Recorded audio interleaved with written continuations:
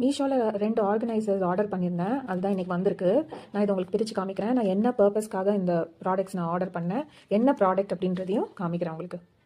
இந்த product first பிரித்து காமிக்கிறேன்.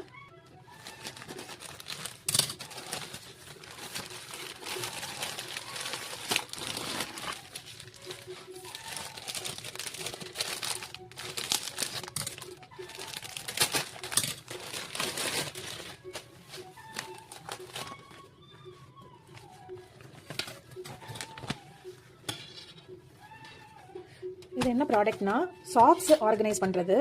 சாக்ஸ் வந்து பேராக வந்து ஒவ்வொரு கம்பார்ட்மெண்ட் இப்படி கொடுத்துருக்காங்க. இதில் வந்து நம்ம ஆர்கனைஸ் பண்ணி வச்சுக்கலாம்.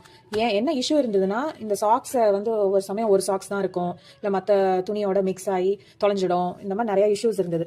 இப்போ நம்ம துவைச்சோன்னா அந்த சாக்ஸ் பேராக இதில் வந்து வச்சுக்கலாம். இது வந்து ஹேங் பண்ணி வச்சுக்கலாம். ஸோ இதில் நான் எப்படி ஆர்கனைஸ் பண்ணுறேன்றதையும் உங்களுக்கு காமிக்கிறேன்.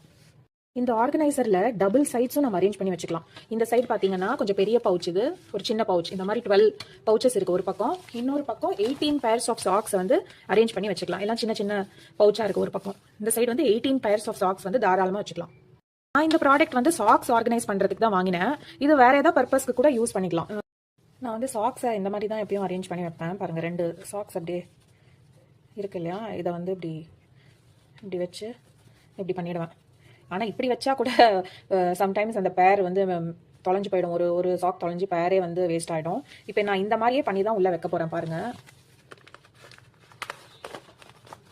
இந்த மாதிரி ஒரு பேர் தாராளமாக வைக்க முடியுது. அதே மாதிரி இன்னொரு பேர் இப்படி பண்ணியிருக்கேன், அதுவும் இப்படி வச்சுக்கிட்டேன்.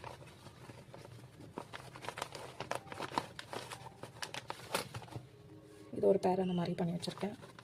இது எல்லாமே நான் நிறையா பேர்ஸ் இருக்குது, எல்லாமே அரேஞ்ச் பண்ணிவிட்டு ஹேங் பண்ணி நான் காமிக்கிறேன்.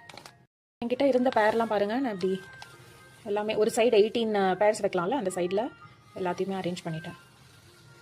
பின்னாடியும் நான் கொஞ்சம் பேர்ஸ் ஆஃப் சாக்ஸ் வச்சுருக்கேன். பின்னாடியும் இன்னும் கொஞ்சம் ஃப்ரீ ஸ்பேஸ் இருக்குது, வேறு எதாவது கூட வச்சுக்கலாம்.